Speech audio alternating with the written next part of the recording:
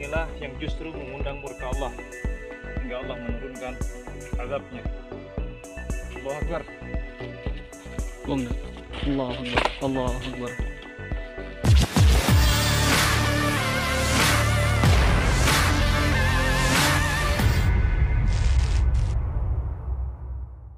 Pegiat media sosial Permadi Arya di laman Instagram resminya, @permadiaktivis2, Minggu 9 Januari, ikut mengomentari video seorang pria menendang sesajen di Sumbersari, Lumajang.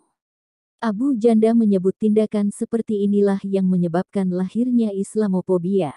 Beredar video seorang laki-laki menghempaskan dan menendang sesajen sambil mengucapkan takbir di Sumbersari, Lumajang, lokasi terdampak erupsi Gunung Semeru. Laki-laki itu beralasan bahwa sesajen-sesajen tersebut mengundang murka Allah sehingga menurunkan azabnya. Video ini ramai di lini masa Twitter sejak Sabtu, tanggal 8 Januari tahun 2022.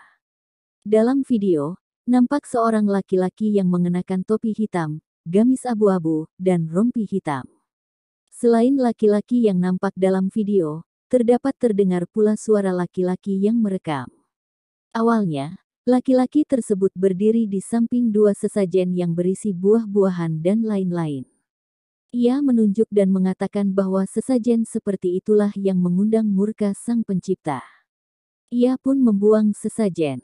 Berikutnya menendang sesajen disertai kalimat tertentu. Netizen pun pro kontra.